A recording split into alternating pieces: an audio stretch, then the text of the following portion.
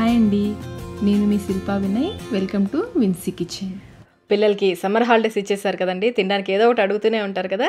అందుకని ఈజీగా ఇంకా టేస్టీగా చేసుకునే ఈ ఆలూ బైట్స్ అయితే తప్పకుండా ఒకసారి ట్రై చేయండి. చాలా ఈజీగా చేసుకోవచ్చు, టేస్ట్ కూడా చాలా చాలా బాగుంటాయి. ఆయిల్లో డీప్ ఫ్రై చేయకుండా హెల్తీగా కొంచెం తక్కువ నూనెతోనే ఈ ఆలూ బైట్స్ని చేసుకోవచ్చు. పైన క్రిస్పీగా లోపల సాఫ్ట్గా చాలా బాగుంటాయి. తప్పకుండా అయితే ఒకసారి ట్రై చేయండి.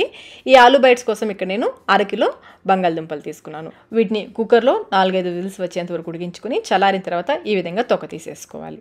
ఉడికించేటప్పుడు సాల్ట్ ఏమీ వేయలేదు, కొంచెం నీళ్ళు పోసేసి 4-5 విజిల్స్ వచ్చేంత వరకు ఉడికించుకుంటే చక్కగా ఉడికిపోతాయి. ఇప్పుడు వీటిని తురుముకోవచ్చు, లేదంటే ఈ విధంగా మ్యాష్ అయినా చేసుకోవచ్చు. ఎక్కడ కూడా గడ్డలు లేకుండా బాగా మెత్తగా మ్యాష్ చేసుకోవాలి. లేదంటే మీ దగ్గర తురిమేది ఉంటే దాంతో అయినా తురుముకోవచ్చు. అలాగే దుంపలు ఉడికించేటప్పుడు కట్ చేయొద్దు, కట్ చేయకుండా దుంపగానే ఉడికించేసుకోవాలి. చూడండి, ఈ విధంగా బాగా మెత్తగా ఎక్కడా కూడా గడ్డలు లేకుండా బాగా మెత్తగా మ్యాష్ చేసుకోవాలి. చూస్తున్నారా, ఈ విధంగా ఉండాలి.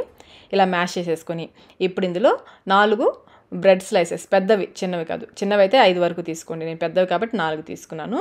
వీటిని మిక్సీ జార్లో వేసేసి మెత్తగా గ్రైండ్ చేసేసుకోండి. ఆ గ్రైండ్ చేసుకున్న బ్రెడ్ పొడిని ఇందులో వేసేసుకోవాలి. అలాగే 1 టీ స్పూన్ వరకు అల్లం వెల్లుల్లి paste, 1/2 teaspoon chilli flakes, రుచికి సరిపడినంత సాల్ట్, ఇక్కడ నేనైతే 1/2 టీ స్పూన్ సాల్ట్ వేస్తున్నాను. అలాగే సన్నగా తరిగిన కొత్తిమీర 1 గుప్పెడు వేసేసుకోండి. ఇంకా ఇందులో 3 టేబుల్ స్పూన్ల కార్న్ఫ్లోర్ కూడా వేసుకోవాలి. మీ దగ్గర కార్న్ఫ్లోర్ లేకపోతే బియ్యం పిండి అయినా వేసుకోవచ్చు, బొంబాయి రవ్వ అయినా వేసుకోవచ్చు. మీకు ఏది అందుబాటులో ఉంటే అది వేసేసుకుని ఇదంతా కూడా బాగా కలిసేలా కలుపుకోవాలి. అలాగే మీ దగ్గర చిల్లీ ఫ్లేక్స్ లేవనుకోండి, ఎండుమిర్చిని మిక్సీ జార్లో వేసేసి కొంచెం పలుకులుగా ఉండేలాగా గ్రైండ్ చేసేసి ఆ పలుకులు కూడా వేసుకోవచ్చు. మీ కారాన్ని తగ్గట్టుగా వేసుకుని అంతా బాగా కలిసేలా కొంచెం గట్టిగా ప్రెస్ చేస్తూ కలుపుకోండి. మీకు చక్కగా ఒక ముద్దలాగా అవుతుంది. ఒకవేళ మీకు కొంచెం సాఫ్ట్గా ఉంది అనిపిస్తే కొంచెం బ్రెడ్ పౌడర్ కానీ లేదా కార్న్ఫ్లోర్ కానీ వేసుకోవచ్చు. కన్సిస్టెన్సీ చూడండి, ఈ విధంగా కొంచెం గట్టిగా ఉండాలి. ఈ విధంగా ఉండాలి.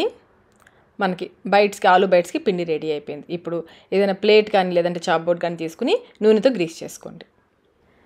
మనం తయారు చేసుకున్న ఈ ఆలూ మిశ్రమాన్ని కొంచెం తీసుకుని ఈ చాప్ బోర్డ్ పైన పెట్టి ఈ విధంగా రోల్ చేసుకోవాలి. చూడండి, ఇలా పొడవుగా రోల్ చేసుకోవాలి. ఇప్పుడు దీని ఈ విధంగా ఫ్లాట్గా ప్రెస్ చేసుకోవాలి.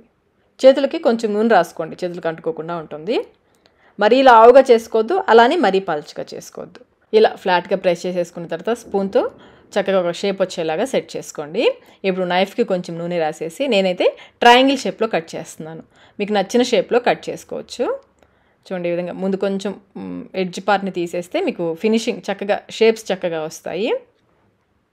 ఒకసారి ఇటువైపు ఒకసారి అటువైపు కట్ చేసామంటే చక్కగా ట్రయాంగిల్ షేప్లో మీకు బైట్స్ వచ్చేస్తాయి. మీకు నచ్చిన షేప్లో చేసుకోవచ్చు అండి, ఇదే షేప్ చేయాలని లేదు.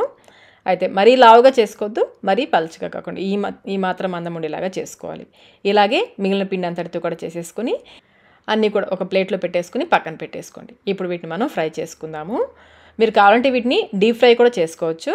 మనం ప్యాన్ ఫ్రై చేస్తున్నాం కాబట్టి ప్యాన్లో 2 స్పూన్ల వరకు నూనె వేసేసి ఈ ప్యాన్ అంతా కూడా ఈ నూనెని స్ప్రెడ్ చేసేసుకోండి.